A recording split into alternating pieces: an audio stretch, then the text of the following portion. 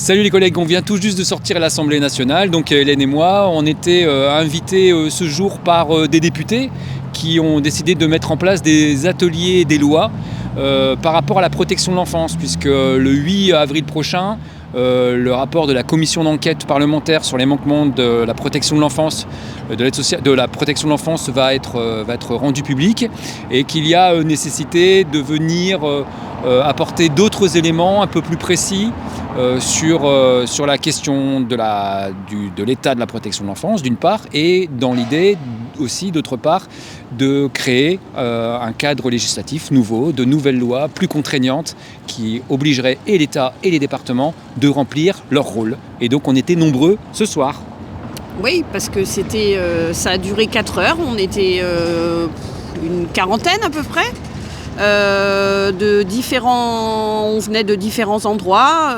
Il y avait évidemment des organisations syndicales, donc on y était pour Sud Collectivité Territoriale avec nos camarades de Sud Santé Sociaux.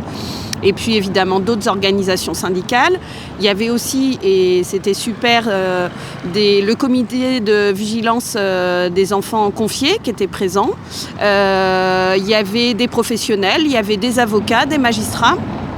Les assistantes familiales. Des assistantes familiales. Donc une représentation quand même assez complète. Voilà, des personnes concernées, professionnels concernés par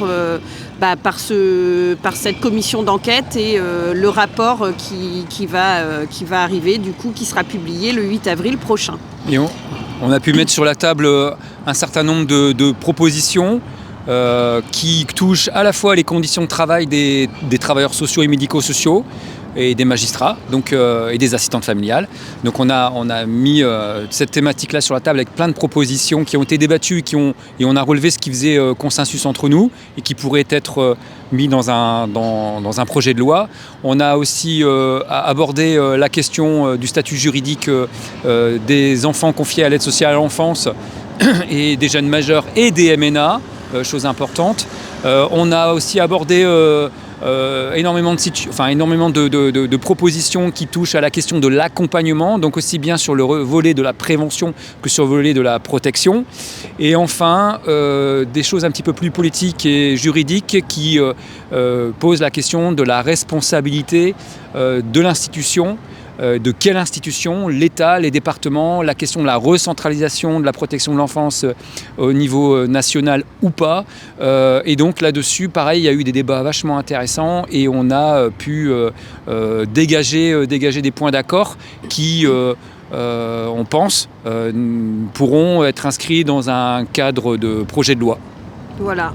En tout cas, l'intérêt de la contribution, c'est aussi de permettre aux députés de venir compléter le rapport qui sera publié le 8 avril. Donc voilà, c'est aussi de pouvoir s'appuyer en fait sur des choses très concrètes et très pragmatiques. Et des propositions qui viennent des personnes concernées et des professionnels concernés, comme on le disait à l'instant.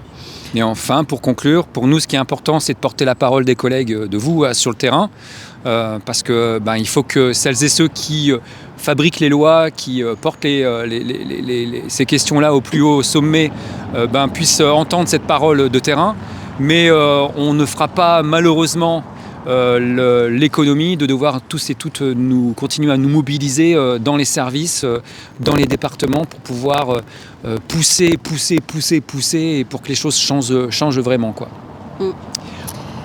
Et puis dire qu'en fait on a évidemment une nouvelle fois insisté sur le fait de redonner du sens à notre travail, c'était primordial et central.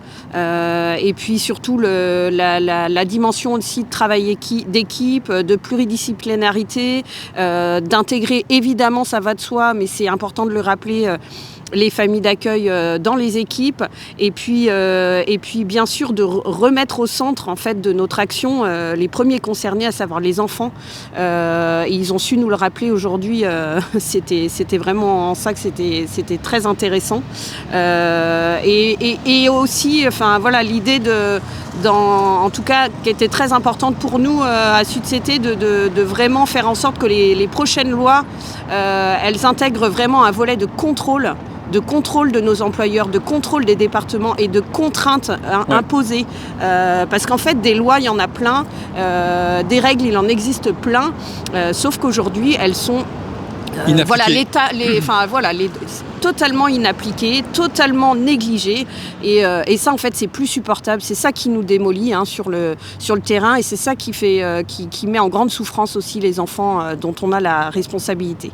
Donc à un moment donné, on est venu aussi porter ça, et ça clairement je pense qu'on peut dire que entre nous, en tout cas entre gens concernés aujourd'hui, ça fait clairement consensus. Et un autre point qui était très intéressant, c'était de remettre du coup les professionnels et les enfants et les familles au cœur aussi de ces espaces de contrôle et de regard.